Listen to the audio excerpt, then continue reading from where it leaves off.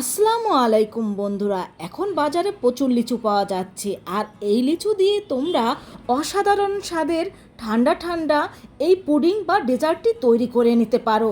এমন কাউকে খুঁজে পাওয়া যাবে না যে লিচু পছন্দ করে না। আর গরমের মধ্যে এরকম ঠান্ডা ঠান্ডা লিচুর পুডিং ছোট থেকে বড় সবাই খুবই পছন্দ করবে।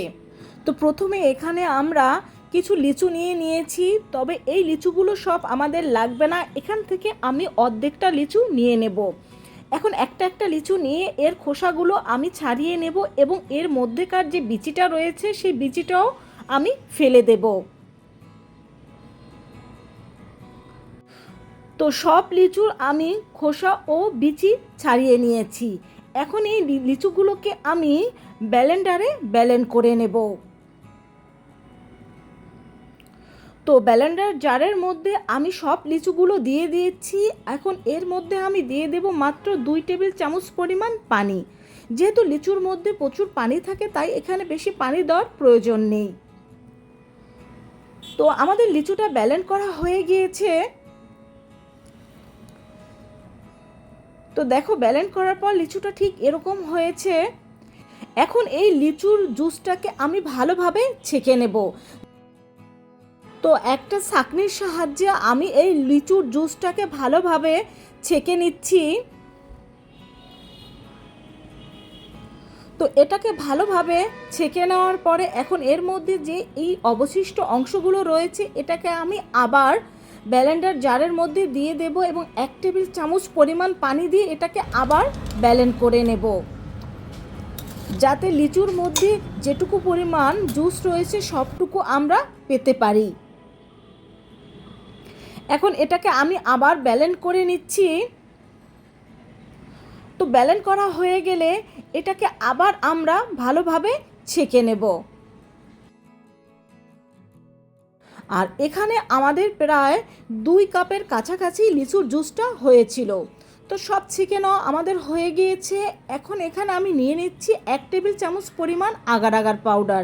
এখন এই আগার আগার পাউডারটাকে আমি সরাসরি লিচুর জুসের মধ্যে না দিয়ে আলাদাভাবে পানিতে গুলিয়ে নেব, কারণ এটা সরাসরি লিচুর জুসের মধ্যে দিয়ে দিলে দলা পেকে যেতে পারে, এজন্য আমি আলাদাভাবে গুলিয়ে নিয়েছি। এখন লিচুর জুসের মধ্যে আগার আগার পাউডার দেওয়ার আগে আমি 1.5 টেবিল চামচ পরিমাণ জুস আলাদাভাবে তুলে নিচ্ছি, এটা আমরা পরে ব্যবহার করব। এখন এর মধ্যে আমি আগার আগার পাউডারের মিশ্রণটা দিয়ে দিচ্ছি আর এটাকে ভালোভাবে মিশিয়ে নিচ্ছি। আর এর মধ্যে দিয়ে দেব 1/2 কাপ পরিমাণ চিনি। এখন চিনিটাকেও মিশিয়ে নেওয়ার পরে আমরা এটাকে চুলায় বসিয়ে দেব। আর এটাকে চুলায় বসিয়ে দেওয়ার পরে আমরা ভালোভাবে এটাকে জাল করে নেব। আর জাল করে প্রায় যখন এটা কিছুটা ঘন হয়ে আসবে তখন এটাকে আমরা চুলা থেকে নামিয়ে নেব। তো আমাদের এটা তৈরি হয়ে গিয়েছে। এখন এটাকে আমি নামিয়ে নেব আর তোমাদের দেখিয়ে দিচ্ছি। দেখো, এরকম ঘন হলে এটাকে আমরা নামিয়ে নেব। আর এটা ঠান্ডা হওয়ার পর কিন্তু অনেক শক্ত হয়ে যাবে। তো এখন একটা মোল্ডে আমি এটাকে ঢেলে নিচ্ছি আর এটাকে আমি 1 ঘন্টার জন্য নর্মাল ফ্রিজে রেখে দেব। তোমাদের হাতে সময় থাকলে এটা 2-3 ঘন্টার জন্য বাইরে রেখে দিতে পারো। বাইরে রাখলেও কিন্তু এটা ভালোভাবে জমাট বেঁধে যাবে। তো 1 ঘন্টা পরে আমি নর্মাল ফ্রিজ থেকে এটাকে বের করে নিয়েছি। দেখো, এটা পারফেক্টভাবে জমে গিয়েছে। এখন এখানে আমি একটা স্টার কুকি কাটার নিয়ে নিয়েছি। এখন এই স্টার কুকি কাটার দিয়ে আমি এটাকে কেটে নেব। এখানে লিচুর জুসটা যে মোল্ডের মধ্যে আমি দিয়ে দিয়েছি, মোল্ডটা একটু ছোট ছিল আর একটু বড় সাইজের নেওয়ার প্রয়োজন ছিল, কারণ তোমাদের আমি দেখিয়ে দিচ্ছি। দেখো, এই স্টার কেটে আমি যেগুলো নিয়েছি, দেখো এগুলো কতটা মোটা সাইজের হয়েছে। তো সেমভাবে আমি সবগুলোকে কেটে নেব। আর কেটে নেওয়ার পরে এগুলোকে আমি একটা একটা করে এইভাবে করে তুলে নেব। তো সবগুলো আমি তুলে নিয়েছি। দেখো, এটার মধ্যেও তোমরা জুসটা তৈরি করে নিতে পারো, তাতেও কিন্তু টেস্ট অনেক ভালো হবে। তো এখানে আরেকটা মোল্ড নিয়ে আমি তার মধ্যে সামান্য ঘি ব্রাশ করে নিচ্ছি। তোমরা চাইলে এখানে সয়াবিন তেলটাও ব্যবহার করতে পারো। এখন এর মধ্যে আমরা সেই কেটে রাখা লিচুর পুডিংগুলো দিয়ে দেব। তো আরেকটা পাত্রে আমি 2 কাপ পরিমাণ পানি নিয়ে নিয়েছি। এখন এই পানির মধ্যে আমি দিয়ে দেব 1 টেবিল চামচ পরিমাণ আগার আগার পাউডার।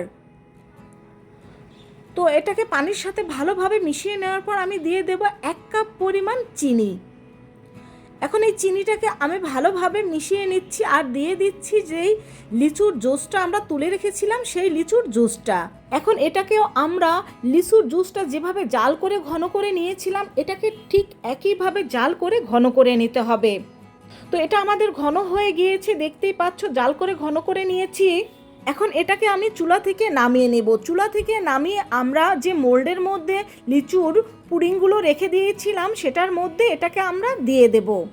আর দিয়ে সামান্য একটু নেড়ে দিচ্ছি, সব দিকে যেন স্টারগুলো সমানভাবে যায়। এখন এটাকে আমি 2 ঘন্টার জন্য নর্মাল ফ্রিজে রেখে দেব। তো 2 ঘন্টা পরে আমি নর্মাল ফ্রিজ থেকে এটাকে বের করে নিয়েছি আর এটা খুব ভালোভাবে জমে গিয়েছে। এখন একটা ছুরির সাহায্যে এর চারপাশটা আমি এইভাবে করে ছাড়িয়ে নিচ্ছি, দেখতেই পাচ্ছ। তো এটাকে ছুরির সাহায্যে ছাড়িয়ে নেওয়ার পর এর উপরে এরকম একটা প্লেট রেখে এটাকে আমরা উল্টে দেব। আর এভাবে এই পুডিংটা আমরা মোল্ড থেকে বের করে নেব। এভাবে বের করে নিলে এই পুডিং কিন্তু ভেঙে যাবে না।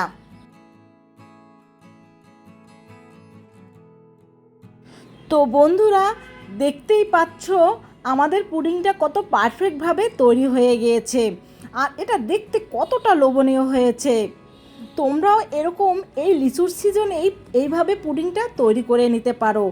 এই গরমে এরকম একটা ঠান্ডা ঠান্ডা লিচুর পুডিং পেলে ছোট থেকে বড় সবাই খুবই খুশি হয়ে যাবে। আর এটা খেতেও হয় দুর্দান্ত স্বাদের। বাসায় একবার হলেও তৈরি করে খেয়ে দেখবে। তো তোমাদের আমি এটাকে কেটে দেখাচ্ছি, দেখো কতটা পারফেক্টভাবে এই পুডিংটা তৈরি হয়ে গিয়েছে। বন্ধুরা, রেসিপিটি ভালো লাগলে লাইক, কমেন্ট, শেয়ার ও চ্যানেলটি সাবস্ক্রাইব করে আমার পাশে থাকবে। একবার যাকে তুমি এই লেচুর পুডিংটা তৈরি করে খাওয়াবে সে বারবার খেতে চাইবে আর তোমার কাছ থেকে এই রেসিপিও জানতে চাইবে, কারণ এটা দেখতেই এতটা সুন্দর হয় যে একেবারে মন ভরে যায়। এতক্ষণ ধৈর্য ধরে আমার ভিডিওটি দেখার জন্য সবাইকে অনেক অনেক ধন্যবাদ। সবাই ভালো থেকো আর বাসায় একবার হলেও এই লিচুর পুডিংটা তৈরি করে খেয়ে দেখবে, দেখবে তোমাদেরও খুব ভালো লাগবে। আল্লাহ হাফেজ।